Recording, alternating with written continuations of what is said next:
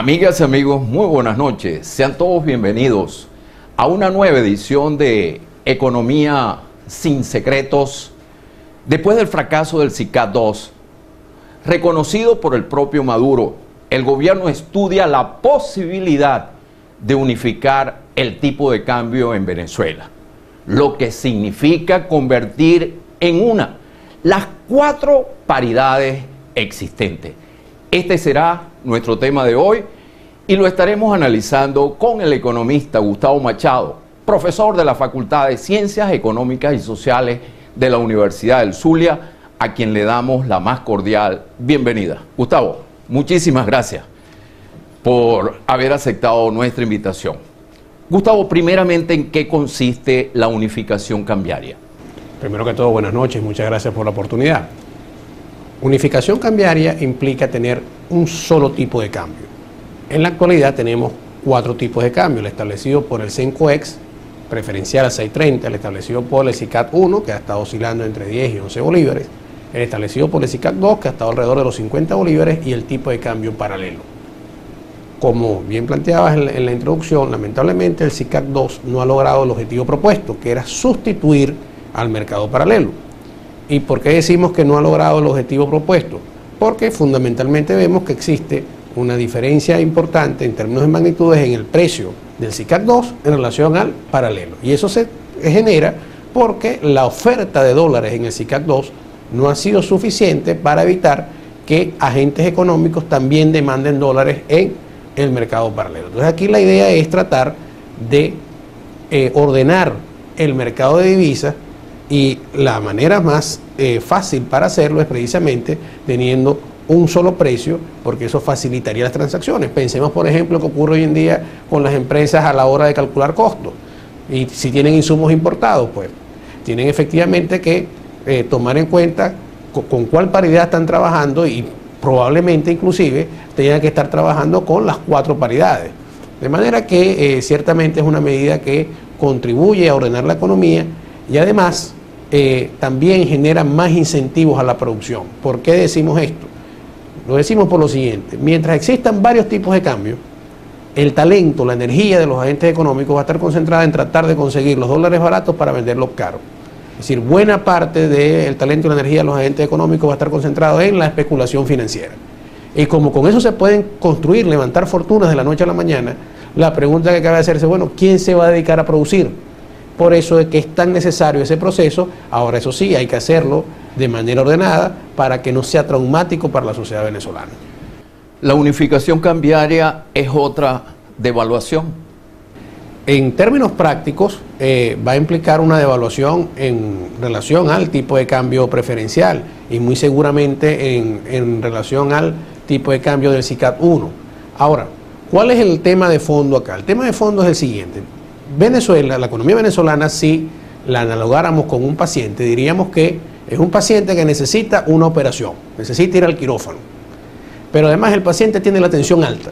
Entonces lo primero que hay que hacer es tratar de bajar la tensión al paciente para poderlo operar, precisamente para lograr esa transformación productiva, esa economía diversificada.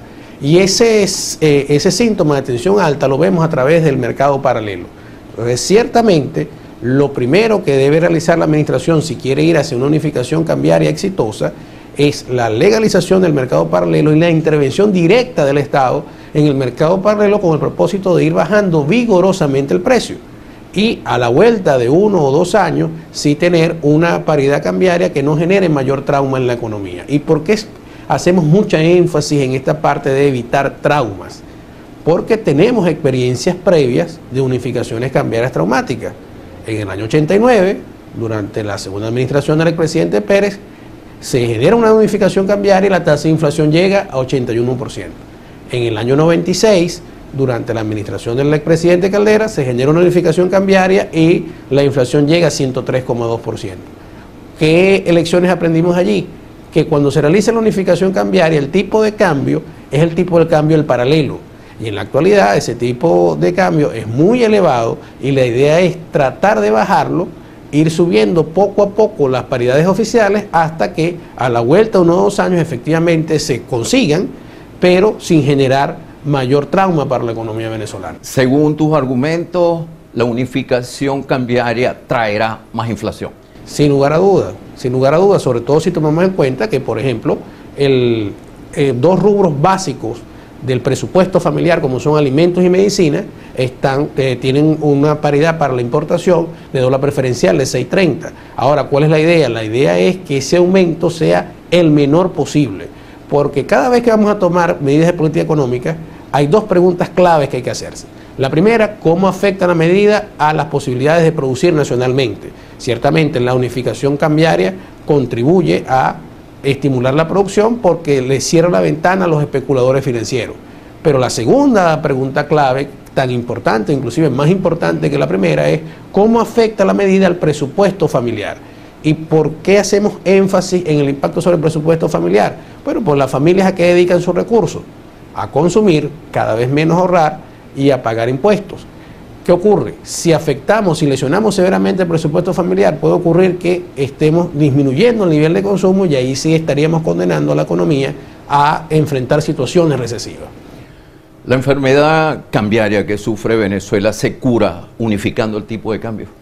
Se cura unificando el tipo de cambio, pero la idea es que ese proceso de unificación sea ordenado con el propósito de no generar otros efectos colaterales dañinos para la economía venezolana y sobre todo para el ciudadano de a pie, porque hay que recordar que en Venezuela el ingreso por persona del año 2013 ya es 10% inferior al del año 77, es decir, la última generación de venezolanos nacida en el siglo XX tiene menos bienestar material en comparación con sus padres.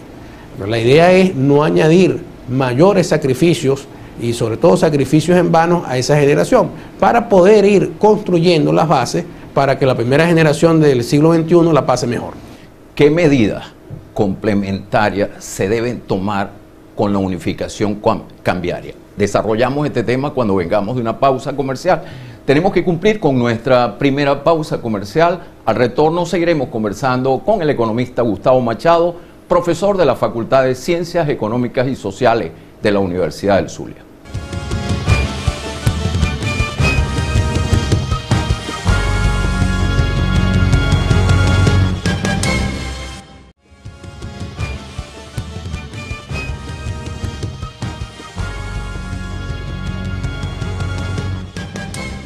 Seguimos conversando con el economista Gustavo Machado, quien es profesor de la Facultad de Ciencias Económicas y Sociales de la Universidad del Zulia. ¿Qué medidas complementarias, Gustavo, se deben tomar con la unificación cambiaria?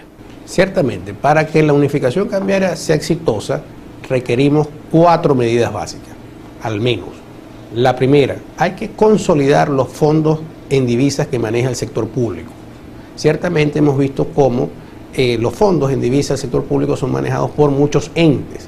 Aquí la idea es concentrar las divisas en 2 grandes instrumentos financieros: reservas internacionales y un fondo de estabilización socioeconómico, con el propósito de que el Estado pueda intervenir vigorosamente en el mercado paralelo para, a través de una mayor oferta, lograr una caída en el precio de la divisa. En este sentido, por ejemplo, en la actualidad, el Ejecutivo cuenta con un espacio o con cantidades de divisas importantes para intervenir en el mercado paralelo. ¿De dónde las puede obtener? En el presupuesto, el precio del petróleo está pautado a 60.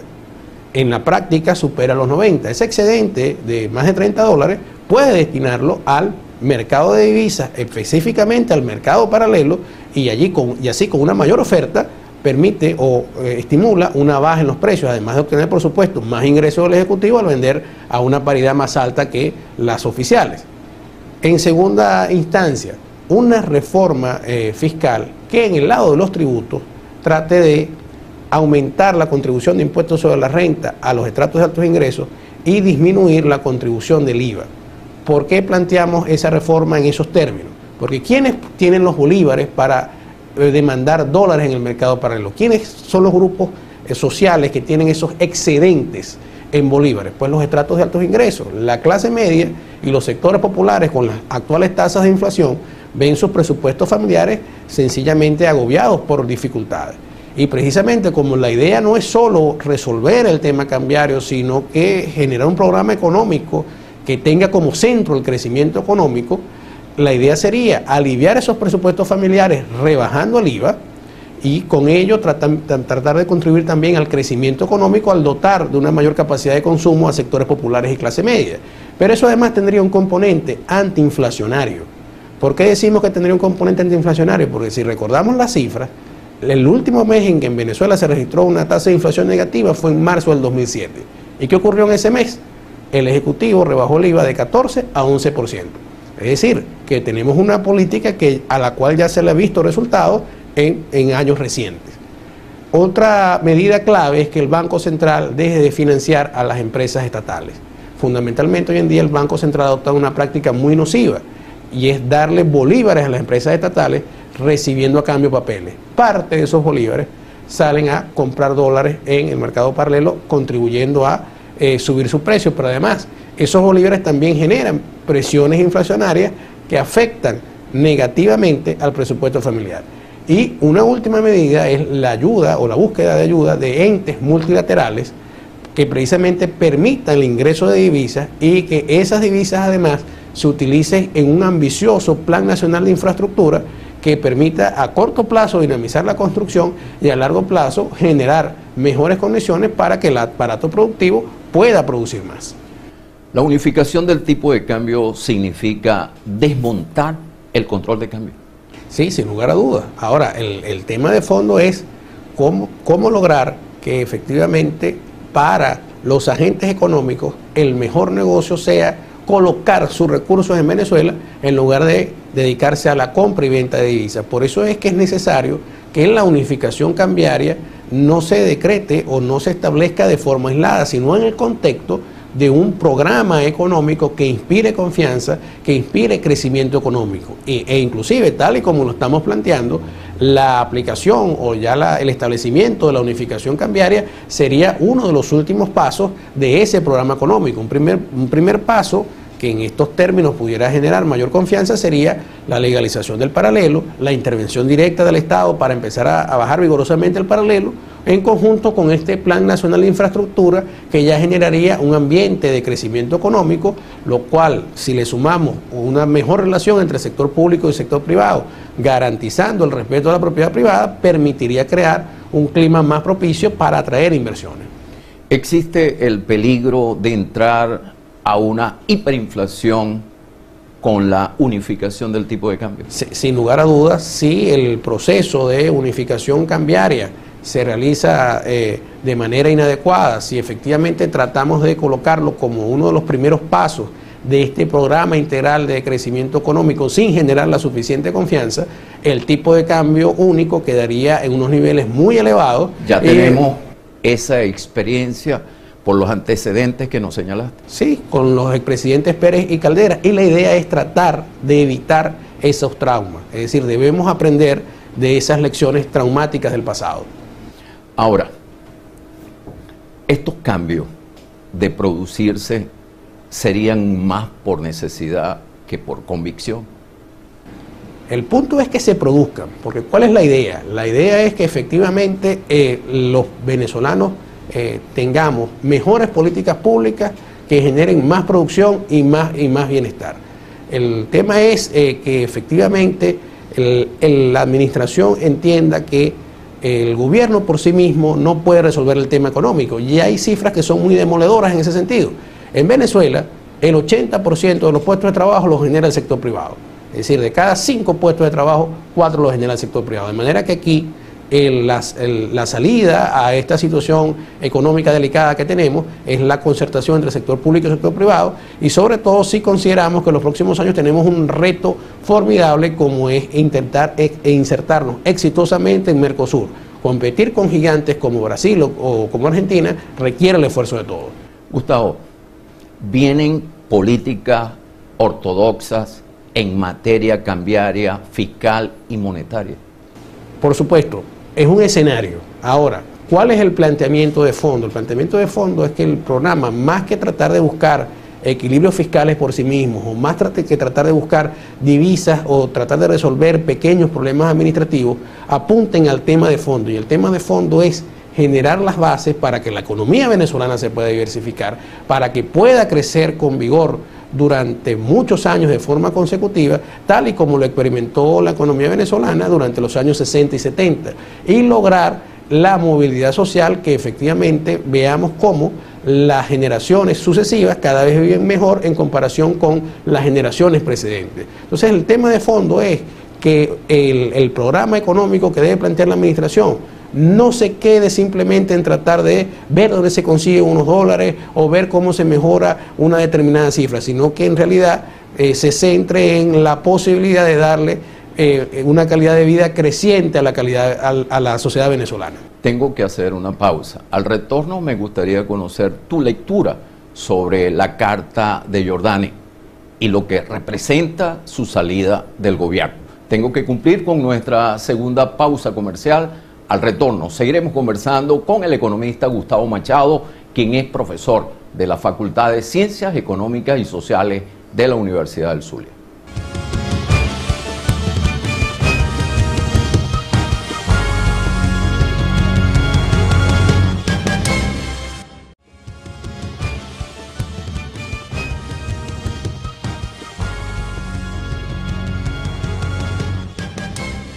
Seguimos conversando con el economista Gustavo Machado, quien es profesor de la Facultad de Ciencias Económicas y Sociales de la Universidad del Zulia. Gustavo, ¿cuál es tu lectura de la Carta de Jordani y qué representa su salida del gobierno? Bueno, ciertamente la lectura de la carta del profesor Jordani es preocupante porque revela falta de coordinación entre instituciones claves del quehacer económico gubernamental. Planificación, finanzas, Banco Central y PDVSA.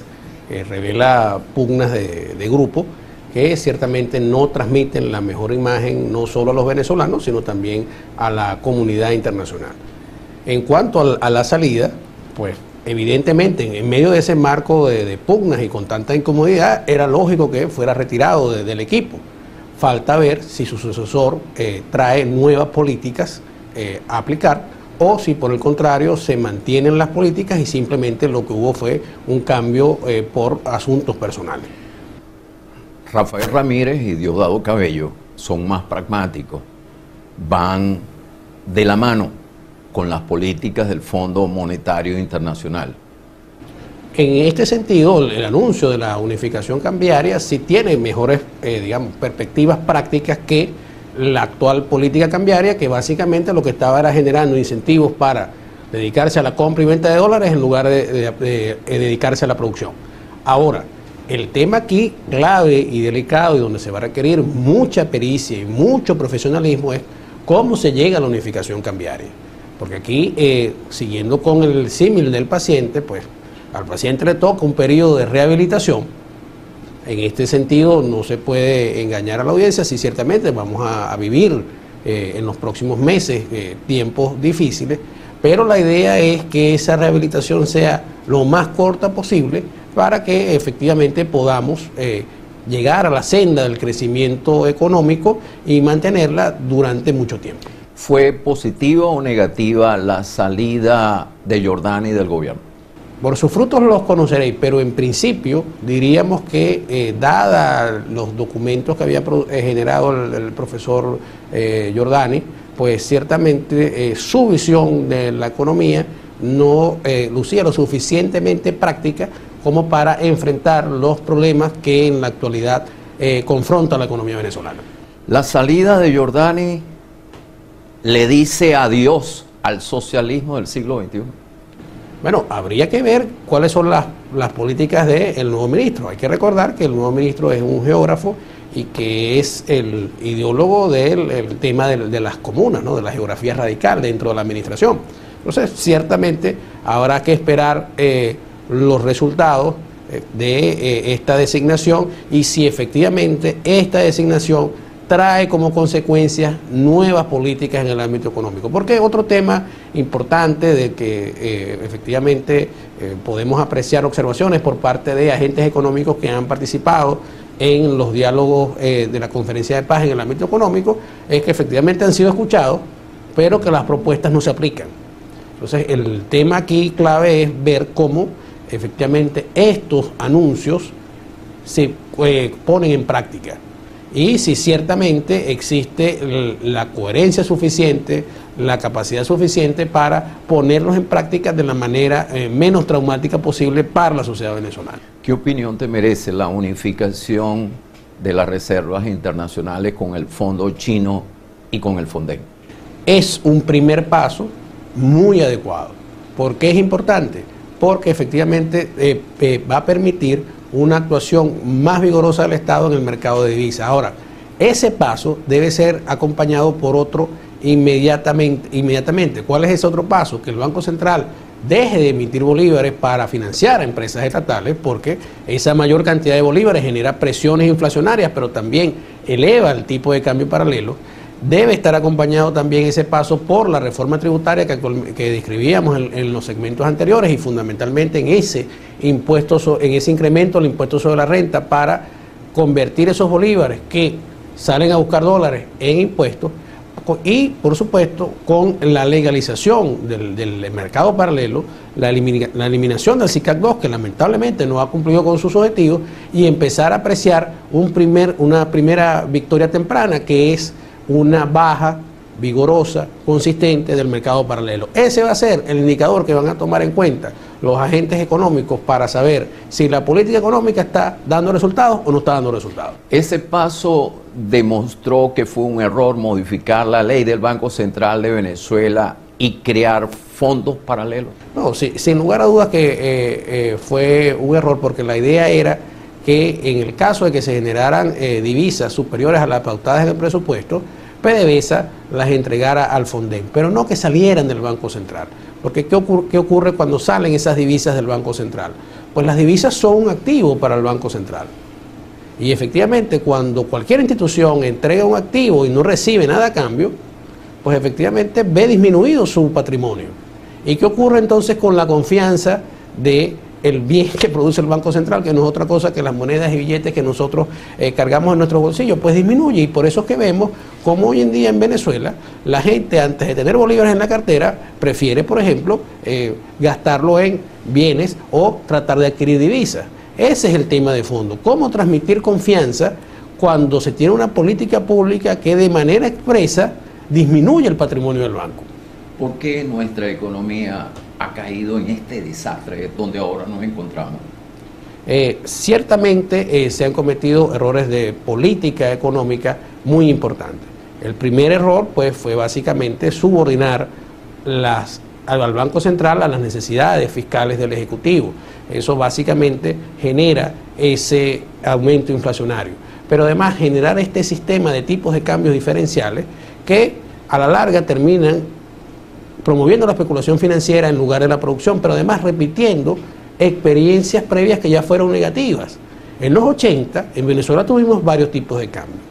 RECADI, lo que significa es Oficina de Régimen de Cambio Diferencial. Entonces, lo que uno no termina de entender es por qué, existiendo ese antecedente tan negativo, el control de cambio y estas múltiples paridades cambiarias efectivamente han durado durante tanto tiempo.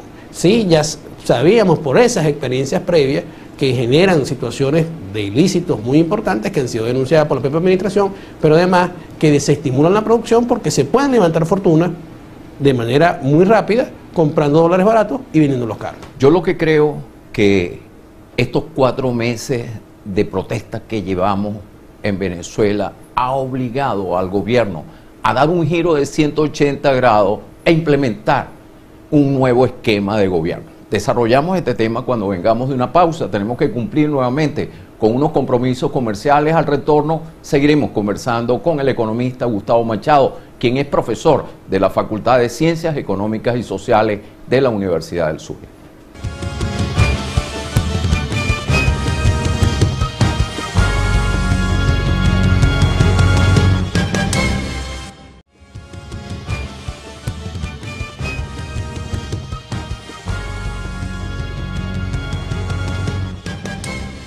Seguimos conversando con el economista Gustavo Machado, profesor de la Facultad de Ciencias Económicas y Sociales de la Universidad del Zulia. Te decía que los 4 meses que llevamos de protestas en Venezuela creo que han obligado al gobierno a dar este giro de 180 grados e implementar un nuevo esquema de gobierno?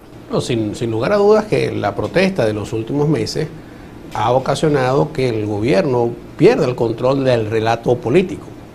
Hasta finales del año pasado vimos cómo el gobierno tenía ese control, tanto así que a pesar de que los resultados macroeconómicos no fueron satisfactorios, pues bastó una medida, en este caso la intervención de DACA, que le dio resultados muy favorables en el ámbito electoral. Ahora, ¿qué es lo que están reflejando las encuestas? En este momento están reflejando un deterioro del respaldo hacia el oficialismo, y ciertamente la economía es una razón muy importante para ello. Las razones de la protesta son económicas. Son económicas, y sobre todo cuando uno tiene la oportunidad de conversar con los jóvenes estudiantes, una de las preocupaciones que más le manifiestan a uno es que ellos no ven oportunidades en el país que los vio nacer. Entonces, ciertamente, si no se atiende la agenda económica, la conflictividad social va a seguir. Entonces, en términos prácticos, la idea para tener un mayor control del relato político pasaba por atender el tema económico y tratar de atenderlo de la manera más eficiente posible. Gustavo, la pobreza en Venezuela aumentó 6 puntos, se ubicó en 27%, es decir, casi 2 millones de personas pasaron a engrosar la cifra de pobreza. ¿Qué es lo que está alimentando la pobreza en Venezuela? No, fundamentalmente ese cambio que ocurrió durante el año pasado está vinculado al incremento de la tasa de inflación. ¿Qué había ocurrido durante la década pasada? Durante la década pasada, ciertamente, los salarios cayeron, pero las misiones permitieron que el ingreso disponible aumentara en los sectores populares. Ahora, ¿qué ocurre cuando tenemos tasas de inflación como la que experimentamos el año pasado o como la que estamos experimentando este año? El año pasado de 56%, la de este año acumulada de 23%, pero además la anualizada de 60%, pero además con tasas de inflación en alimentos superiores a la tasa de inflación promedio. Entonces, ¿qué ocurre? Que en los sectores populares, de hecho en toda la sociedad, pero en los sectores populares con más énfasis, el principal rubro de gasto son los alimentos. Y ciertamente, como los gastos están creciendo a una tasa superior a la de los ingresos en los sectores populares. La inflación anualizada de alimentos se ubica en 76%. Yo te pregunto por qué la inflación golpea más fuerte a los sectores populares. Precisamente porque está afectando a los rubros en donde los sectores populares, realizan el mayor gasto, en el rubro fundamental que es alimentos. Ahora, ¿qué requiere la disminución de esa tasa de inflación, sobre todo en ese rubro tan importante como en alimentos? Bueno, en primer lugar, mejorar la relación con el sector privado. Hay que recordar que, por ejemplo, en este ámbito se han realizado experimentos que no han dado buenos resultados. Por ejemplo, nacionalizar Agroisleña y convertirla en Agropatria no dio buenos resultados. El tema de la propiedad privada de la tierra. Efectivamente hemos visto cómo se han intervenido tierras y ha disminuido la producción, pero además tenemos el tema de la inseguridad en la frontera. Entonces, ciertamente hay que mejorar las condiciones de producción en el agro venezolano para que efectivamente podamos ver una caída en el rubro de alimentos, una caída de la tasa de inflación en general y mejorar la calidad de vida de los sectores populares. Pero además hay que recordar que lo más delicado de todo esto es que si alguna bandera tenía la actual administración es que había mejorado el ingreso de los sectores populares mediante las misiones. Con las altas tasas de inflación, efectivamente, ese logro pierde vigencia. ¿La unificación cambiaria va a contribuir al aumento de la pobreza? Si es llevada de manera desordenada e inadecuada, sí, porque puede generar altas tasas de inflación. Por eso es que la idea es que sea un proceso gradual y en primera instancia el punto inicial debe buscarse en la baja vigorosa del paralelo, porque ¿qué es lo que nos ha enseñado la práctica? La práctica nos ha enseñado, la experiencia que nos ha enseñado, que el tipo de cambio que queda establecido en la unificación cambiaria es el tipo de cambio del paralelo del momento en que se establece. El precio del oro está perdiendo valor en los mercados internacionales. ¿Qué significa esto para las reservas del Banco Central de Venezuela? Una disminución porque el principal componente de las reservas internacionales es el oro, alrededor del 70%. Por eso es que el programa económico que debe plantear la administración no solo debe tratar de buscar divisas o mantener unos determinados precios en orden, sino tratar de que la economía crezca. Y en ese sentido, lo clave aquí sería que la administración se plantease un Plan Nacional de Energía que nos permita utilizar nuestra vasta base de recursos energéticos para generar una mayor cantidad de divisas. Y también, por otro lado, con el Plan Nacional de Infraestructura, generar las condiciones apropiadas para que las exportaciones no petroleras también empiecen a crecer. Gustavo, ¿ya podemos afirmar que estamos en recesión? En términos técnicos, una recesión implica 2 trimestres consecutivos de caída del nivel de actividad económica, pero hay indicadores bien claros, a pesar de que el Banco Central todavía no publica las cifras del Producto Interno Bruto del primer trimestre, que efectivamente todo indica que en el primer trimestre sí cayó el nivel de actividad económica. Y lo que es más delicado aún, la pregunta que uno se hace, si el año pasado, creciendo un poquito, se deterioró el salario real, este año, con caída del nivel de actividad económica, que la prevé inclusive hasta la CEPAL, ¿qué va a pasar con el salario real? Entonces, ciertamente por eso es que los planteamientos están destinados a tratar de mejorar el presupuesto familiar, y por eso la propuesta de rebajar el IVA, o por ejemplo la del bono medicinal para los pensionados, que va a ser otro rubro que va a ser afectado en virtud de la búsqueda de la unificación cambiaria. Si los pragmáticos se imponen en el gobierno, ¿cuáles serán las consecuencias sociales de un eventual plan de ajustes macroeconómicos con la más alta inflación del mundo y en tiempos de recesión? Bueno, ciertamente, si se concibe el programa económico como un plan de ajuste, pues efectivamente vamos a estar en el peor de todos los mundos, que es la estanflación, es decir, caída del nivel de actividad económica con aumento de precios. Ahora, ¿qué es lo que hemos tratado de plantear a lo largo del programa? Que el programa económico que requiere Venezuela no tiene por qué ser recesivo, por el contrario, puede ser un programa que busque el crecimiento, y en ese sentido juega un rol fundamental el apoyo que se busque en entes multilaterales como el Banco Mundial y la Corporación Andina de Fomento. La idea es conseguir esas divisas y destinar esas divisas a un Plan Nacional de Infraestructura que dinamice la construcción en el corto plazo, pero que además a largo plazo genere mejores condiciones para que la producción siga creciendo. Nuevamente tengo que hacer una pausa. Al retorno nos va a decir si la economía venezolana crecerá en el 2014. Tengo que cumplir nuevamente con unos compromisos comerciales. Al retorno seguiremos conversando con el economista Gustavo Machado, quien es profesor de la Facultad de Ciencias Económicas y Sociales de la Universidad del Zulia.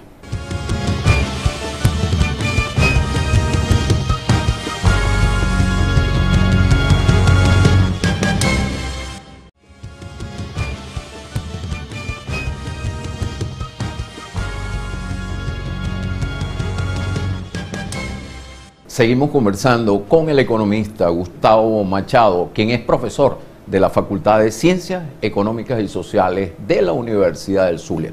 ¿Cuáles son las perspectivas económicas en este segundo semestre del año? Por supuesto, de mantenerse las actuales políticas, las perspectivas económicas son negativas, es decir, la inflación seguirá su tendencia ascendente y lamentablemente también va a caer el nivel de actividad económica. Ahora, el punto aquí clave, y es la idea que uno le gustaría transmitir a la sociedad y también a las autoridades gubernamentales, es que Venezuela no está condenada a tener un mal desempeño macroeconómico, que tenemos recursos, oportunidades que nos permitan crecer. Por supuesto, este año ya con una tasa de inflación elevada, pero menos elevada que la que tendríamos si seguimos con este curso de políticas, pero además que nos permitan generar las condiciones para que en el futuro nos vaya mejor. Ese es el punto clave, que con concertación entre el sector público y el sector privado, buscando los apoyos en los organismos multilaterales y con una agenda clara de crecimiento, con una agenda clara que implique el menor trauma posible para la sociedad venezolana, es posible efectivamente que la sociedad venezolana en un tiempo relativamente razonable acceda a mayores niveles de bienestar. Gustavo, 60% de las líneas aéreas extranjeras redujo sus operaciones en Venezuela. ¿Qué opinión te merece la peor crisis que atraviesa la aviación comercial venezolana? Bueno, ciertamente eso es una consecuencia de ese manejo muy difuso de las divisas que tiene el sector público. Por eso es que la idea es concentrarlo y por eso que efectivamente uno está de acuerdo con esta idea de trasladar recursos tanto del Fonden como del Fondo Chino a las reservas internacionales. Aquí el tema de fondo es que se puedan cumplir con las obligaciones a tiempo y sobre todo si queremos atraer inversiones extranjeras, si queremos atraer inversiones de nuestros socios comerciales de Mercosur, pues efectivamente tenemos que contar con las divisas necesarias para que esas empresas puedan repatriar sus dividendos a sus casas matrices. ¿Por qué hay escasez de divisas en Venezuela? Básicamente la escasez de divisas tiene su explicación en ese manejo difuso de las divisas por parte del sector público. Al Fonden ingresaron desde el 2005 para acá más de 100.000 millones de dólares y ciertamente no se cumplieron con los objetivos del Fonden. ¿Cuál era el objetivo del Fonden fundamental? El objetivo básico del Fonden era inversiones estratégicas. Y uno se pregunta, por ejemplo, ¿qué es más estratégico que el sistema eléctrico? Y vemos la situación que tenemos. Entonces, ciertamente aquí la idea es tratar de concentrar esos fondos, eliminar todos esos fondos que efectivamente están duplicando funciones y concentrar los dólares en las divisas, en dos grandes instrumentos, reservas internacionales y un fondo de estabilización socioeconómica, tomando en cuenta que es importante mantener el gasto social y que nuestra principal fuente de ingresos sigue siendo el petróleo, y el petróleo sabemos que tiene alzas pues muy violentas, pero también bajas muy violentas, y la idea es tratar de mantener el gasto social en el tiempo. La única fuente de divisas que tiene Venezuela es por la vía del petróleo. Básicamente el 96% de las entradas por divisas son por concepto de exportaciones petroleras. Y aquí es donde está el otro gran reto. ¿Y la producción petrolera ha caído? Sí ha caído, y por eso es que hablamos de un Plan Nacional de Energía. La idea, ¿cuál debe ser el ideal de Venezuela en los próximos años? Incrementar, dado que ahora tiene una mayor cantidad de reservas, incrementar en el marco de la OPEC su producción petrolera. Eso va a traer asociado otro beneficio importante, que es el incremento de la producción del gas natural. Y ese incremento de la producción del gas natural, darle tres grandes usos. Un primer uso, alimentar el parque termoeléctrico en Venezuela para poder aumentar efectivamente la generación de electricidad. El gobierno de Chávez y Maduro acabó con la producción no petrolera. Ciertamente sí generó condiciones muy desfavorables y ha disminuido de manera muy importante en las exportaciones no petroleras. Pero además, en el tema del gas natural, hay otros usos que le podemos dar. Por ejemplo, podemos sustituir en la matriz de transporte a la gasolina por el gas natural. Y entonces exportamos la gasolina y tenemos más divisas. Y por último, dentro de ese Plan Nacional de Infraestructura, un plan masivo de viviendas para atender esa otra necesidad, y en lugar de tener cocinas eléctricas, tenemos cocinas a gas que demandan menos electricidad y nos permitiría armonizar mejor el crecimiento de la cantidad de viviendas con la cantidad de electricidad que puede generar nuestro sistema. ¿Tú crees en la voluntad del gobierno para rectificar? Ciertamente uno apela al instinto de supervivencia de la administración. Dado que el principal problema es el problema económico, si la administración no toma los correctivos a tiempo, pues efectivamente vendrá más temprano que tarde una nueva generación que sí lo hará. Entonces, el dilema que enfrenta la administración es ese: si efectivamente corrige a tiempo y no necesariamente las salidas tienen que ser traumáticas como hemos planteado, sino más bien apuntarnos hacia el crecimiento, o efectivamente ser rebasados por la historia. Con la experiencia de Venezuela y de otros países, se demostró que la economía no cree en ideología. No, la economía es un asunto práctico. Y aquí, ¿cuál es la idea? La idea es tratar de combinar el aspecto de la competitividad con la solidaridad. Aquí la idea es básicamente tener tanta libertad como sea posible, tanta regulación como sea necesaria, para efectos de lograr el mayor nivel de producción, pero también, y no menos importante, el mayor nivel de armonía social. Muchísimas gracias, Gustavo, por haber aceptado nuestra invitación. También a ustedes, muchísimas gracias por la atención prestada, y recuerden que este y todos los programas lo podrán ver a través de nuestro portal www.economiasinsecretos.com. Feliz noche y hasta el próximo domingo a la misma hora, a las 9 de la noche, cuando le brindaremos más de Economía sin Secretos.